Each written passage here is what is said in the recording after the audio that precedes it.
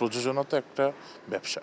একেকটা প্ল্যাটফর্মে দর্শকদের টেস্ট একেক রকম। পারিবারিক গল্পগুলোতে হয় কি একটু অ্যারেঞ্জমেন্টটা বেশি লাগে। একেকজন প্রযোজক একেকভাবে তার প্ল্যাটফর্মটাকে প্রেজেন্ট করতে চায়। আজকে আমাদের নাটকের নামটা হচ্ছে তোমায় ছোঁবো বলে। এটা পরিচালক হিসেবে আছে হচ্ছে প্রিন্স রোমান পিকিউ।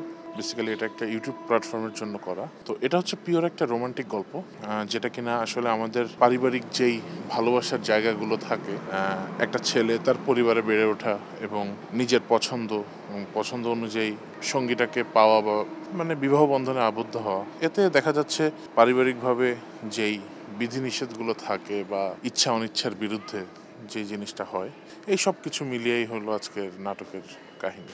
এক একজন হয়তোবা এক একভাবে, যেহেতু প্রযোজনা তো একটা ব্যবসা, এক একটা প্ল্যাটফর্মে হচ্ছে দর্শকদের টেস্ট এক এক রকম। তো সব রকমের গল্পই মানুষ চায়। আবার দেখা যাচ্ছে বিভিন্ন জন বিভিন্ন রকম জনরা নিয়ে কাজ করতে চায়, হয়তো কেউ রোমান্টিক, কেউ অ্যাকশন, বা কেউ স্যাড রোমান্টিক, যাই হোক।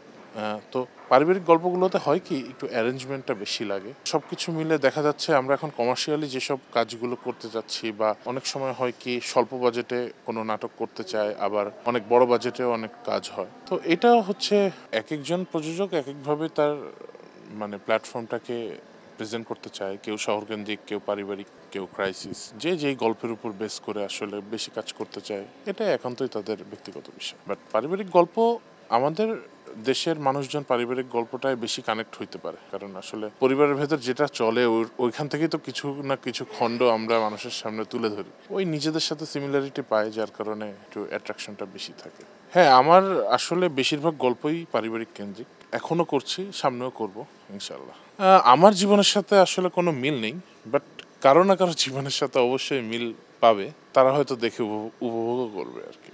নাটকটি নিয়ে প্রত্যাশা, অবশ্যই আমরা সবাই আশাবাদী। প্রত্যেকটা কন্টেন্ট নিয়ে আসলে আমরা আশাবাদী যে মানুষ দেখবে, এবং জিনিসটা মানে বাছবিচার তো আসলে দর্শকের, তারপরেও আমাদের আশা যে তারা দেখে সন্তুষ্ট হবে আর কি। যখন প্রযোজনা প্রতিষ্ঠানের কাছে বা প্রযোজকের কাছে কোনো গল্প আসে, অবশ্যই সেই গল্পটা ঠিকভাবে শোনা বা সেটা কাজ করে তারপরেই আসলে একটা গল্প সিলেক্ট করা হয়। আসলে গল্পে যদি মাধুর্য না থাকে, তাহলে আসলে নাটক বানিয়ে আসলে কোনো লাভ নেই। কারণ আপনার অডিয়েন্স যখন কোনো প্রজেক্ট দেখবে, সে যদি আসলে পরিপূর্ণতা না পায় বা একটা কাহিনী যদি তার সামনে ফুটে না ওঠে, তাহলে আসলে করার থেকে না করাই ভালো।